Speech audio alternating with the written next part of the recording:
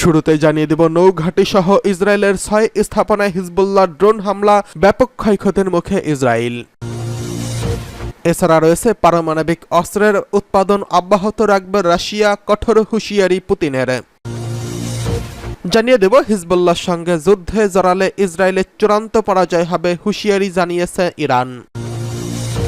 সর্বশেষ জানিয়ে দিব কিমের দেশে দোরগোড়ায় স্থাপন করছে পরমাণু চালিত মার্কিন রণতরী। নৌঘাঁটি সহ ইসরায়েলের ৬ স্থাপনায় হিজবুল্লাহ ড্রোন হামলা, বহু হতাহত। ইসরায়েলের একটি নৌঘাঁটি সহ ৬টি স্থাপনায় ড্রোন হামলা চালিয়েছে লেবাননের সশস্ত্র গোষ্ঠী হিজবুল্লাহ। শুক্রবার নিখুঁতভাবে আঘাত হানতে সক্ষম এক ঝাঁক আত্মঘাতী কামিকাজের ড্রোন দিয়ে এই হামলা চালানো হয়।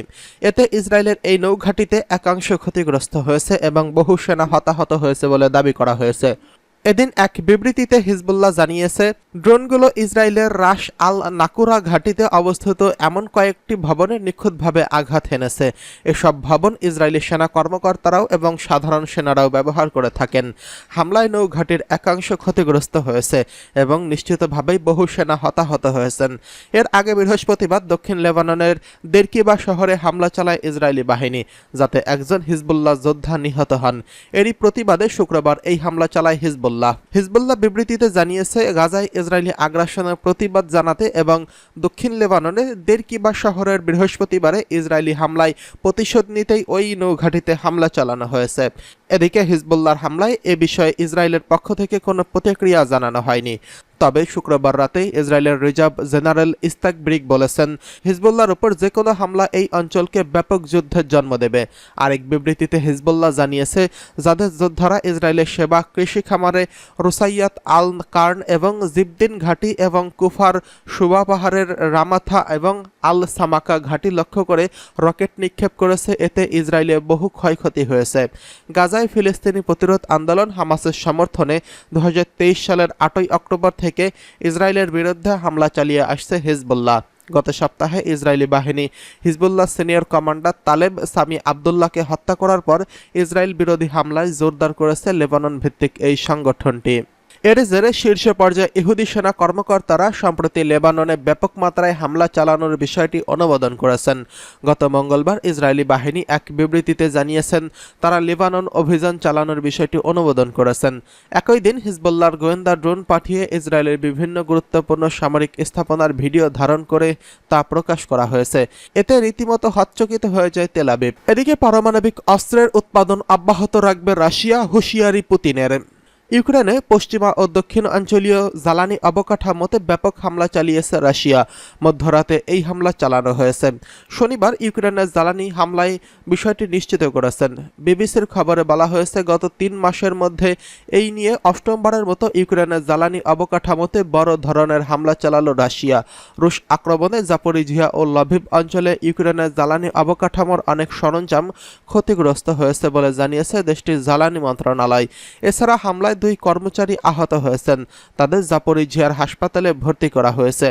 ইউক্রেনীয় কর্তৃপক্ষ জানিয়েছে, রাতভর রাশিয়ার হামলায় একটি বিদ্যুৎ কেন্দ্র সহ জ্বালানি অবকাঠামোর বেশ ক্ষয়ক্ষতি হয়েছে। হামলায় 7 কর্মী আহত হয়েছেন বলে জানানো হয়েছে। ইউক্রেনের সবচেয়ে বড় বেসরকারি জ্বালানি কোম্পানি ডিডিইউ বলেছে, রুশ হামলায় তাদের একটি প্লান্টে বড় ধরনের ক্ষয়ক্ষতি হয়েছে। 2 বছরেরও বেশি সময় ধরে ইউক্রেনে আগ্রাসন চালাচ্ছে রাশিয়া। ক্ষেপণাস্ত্র ও ড্রোন দিয়ে ইউক্রেনের বিদ্যুৎ উৎপাদন কেন্দ্রগুলোকে পঙ্গু করে দেওয়া হয়েছে। ইউক্রেনের প্রেসিডেন্ট ভলোদিমির জেলেনস্কি বলেছেন, রাশিয়ার হামলায় ইউক্রেনের জ্বালানি অবকাঠামোর অর্ধেকই ধ্বংস হয়ে গেছে।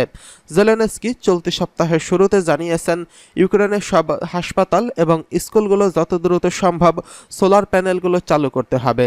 তিনি আরও বলেছেন, তাপ ও বিদ্যুৎ অবকাঠামোতে হামলা চালিয়ে আমাদের ব্ল্যাকমেইল করার জন্য রাশিয়ার যে প্রচেষ্টা তা ব্যর্থ করতে আমরা সবকিছু করে যাব। ইউক্রেনের মিত্রদের তার দেশের গুরুত্বপূর্ণ অবকাঠামো রক্ষার জন্য আরও বিমান প্রতিরক্ষা ব্যবস্থা পাঠানোর জন্য অনুরোধ জানিয়েছেন জেলেনস্কি। 2 বছরেরও বেশি সময় ধরে ইউক্রেনে আগ্রাসন চালাচ্ছে রাশিয়া। ক্ষেপণাস্ত্র ও ড্রোন দিয়ে ইউক্রেনের বিদ্যুৎ উৎপাদন কেন্দ্রগুলোকে পঙ্গু করে দিয়েছে। শুধু জ্বালানি অবকাঠামোই নয়, একের পর এক গুরুত্বপূর্ণ শহর হারাতে বসেছে ইউক্রেন। ইতিমধ্যেই পূর্ব ইউক্রেনের কৌশলগত গুরুত্বপূর্ণ শহর চাশিব ইয়ারের চারপাশে রাশিয়ার বিরুদ্ধে লড়াই করা অত্যন্ত কঠিন হয়ে উঠেছে বলে জানিয়েছে কিয়েভ। শহরটি রক্ষা করতে নিয়োজিত ইউক্রেনীয় সামরিক ইউনিট এই তথ্য নিশ্চিত করেছেন। হিজবুল্লাহর সঙ্গে যুদ্ধ ইসরায়েলের চূড়ান্ত পরাজয় হবে, হুঁশিয়ারি ইরানের। ইসরায়েলকে হুঁশিয়ারি দিয়ে ইরান বলেছেন, দখলদার ইসরায়েল যদি লেবাননে প্রতিরোধ আন্দোলন হিজবুল্লাহর বিরুদ্ধে যুদ্ধ করে তাহলে সেখানে তারা চূড়ান্ত পরিণতি ভোগ করবে, তাদের পরাজয় ঘটবে। শুক্রবার জাতিসংঘের স্থায়ী মিশন এক বিবৃতিতে এই হুঁশিয়ারি দিয়েছেন। বিবৃতিতে বলা হয়েছে, সম্ভাব্য এই যুদ্ধে নিঃসন্দেহে একটি পরাজিত পক্ষ থাকবে, আর সেটি হবে ইসরায়েল। হিজবুল্লাহ নিজেকে এবং লেবাননকে রক্ষা করতে সক্ষম। সম্ভবত দখলদার সরকারের পতনের সময় এসে গেছে। এই সময় নিজেকে রক্ষা করতে গিয়ে ইসরায়েলের কোনো অবিবেচক সিদ্ধান্ত পুরো অঞ্চলকে সংঘাতের মধ্যে ঠেলে দেবে বলে হুঁশিয়ারি উচ্চারণ করেছে জাতিসংঘের ইরানের স্থায়ী মিশন। এর আগে গত মঙ্গলবার ইসরায়েলের সামরিক বাহিনী জানিয়েছে, লেবাননের বিরুদ্ধে হামলা চালানোর জন্য তারা চূড়ান্ত পরিকল্পনা অনুমোদন করেছেন। তাদের এই ঘোষণার বিরুদ্ধে হুঁশিয়ারি উচ্চারণ করে হিজবুল্লাহর মহাসচিব সৈয়দ হাসান নাসরুল্লাহ। তিনি বলেন, সর্বাত্মক যুদ্ধ শুরু হলে ইসরায়েল কোনো স্থানেই নিরাপদ থাকবে না। এদিকে লেবাননে ইসরায়েলি আগ্রাসন চালালে তা পুরো মধ্যপ্রাচ্যে যুদ্ধ ছড়িয়ে পড়ার হুঁশিয়ারি করেছেন জাতিসংঘের মহাসচিব অ্যান্তোনিও গুতেরেসে। নিউ ইয়র্কে সাংবাদিকদের সঙ্গে আলাপকালে তিনি বলেন, ইসরায়েলে আগ্রাসনের কারণে পুরো মধ্যপ্রাচ্য জুড়ে যুদ্ধ ছড়িয়ে পড়ার যে আশঙ্কা সেটি বাস্তবায়ন হতে পারে। এ সময় তিনি ইসরায়েল ও লেবাননে হিজবুল্লাহ যোদ্ধাদের মধ্যে নিয়মিত সংঘর্ষ ও বাকযুদ্ধ বেড়ে যাওয়ার ঘটনা উল্লেখ করেন। গুতেরেসে বলেন, ব্লু লাইন বরাবর ইসরায়েল ও হিজবুল্লাহর মধ্যে ক্রমবর্ধমান উত্তেজনা নিয়ে গভীর উদ্বেগ প্রকাশ করতে আমি বাধ্য হচ্ছি। আজ বেড়ে যাওয়া গুলি বিনিময় এবং দুপক্ষের বাকযুদ্ধ একটি সর্বাত্মক যুদ্ধের ঝুঁকির মধ্যে ফেলেছে। এই যুদ্ধ পুরো মধ্যপ্রাচ্যে বিস্তৃত হওয়া সত্যিই সম্ভব, যা অবশ্যই এড়িয়ে যেতে হবে। এই নিয়ে ভুল হিসাব নিকাশ এমন একটা বিপর্যয় ঘটাতে পারে যা সীমার বাইরে এবং কল্পনারও বাইরে। এদিকে কিমের দেশের দোরগোড়ায় পরমাণু চালিত মার্কিন রণতরীর অবস্থান। মুখে যে যাই বলুক না কেন, উত্তর কোরিয়ার ভয়ে সবসময় সিটিয়ে থাকে যুক্তরাষ্ট্র এবং তার এশীয় মিত্ররা।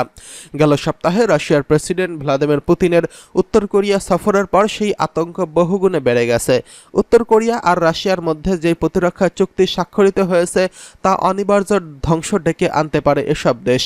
দীর্ঘদিন ধরেই নিজেদের আন্তঃমহাদেশীয় ক্ষেপণাস্ত্রকে আরও নতুন রূপ দিতে চাইছে উত্তর কোরিয়া, কিন্তু আন্তর্জাতিক নিষেধাজ্ঞা তাদের সেই অর্জনের পথে সাধ বেঁধেছে। তবে পুতিনের সফরের পর আশার আলো দেখছে উত্তর কোরিয়া। পশ্চিমা বিশ্লেষকদের বিশ্বাস, উত্তর কোরিয়াকে পরমাণু প্রযুক্তিতে সহায়তা করতে পারে রাশিয়া। এমনটি ঘটলে পালানোর পথ খুঁজে পাবে না যুক্তরাষ্ট্র ও তার মিত্র দেশগুলো। পুতিনের এমন সফরের পর এবার উত্তর কোরিয়ার দোরগোড়ায় পরমাণু চালিত মার্কিন বিমানবাহী রণতরী থিওডর রুজভেল্টকে পাঠিয়েছে যুক্তরাষ্ট্র।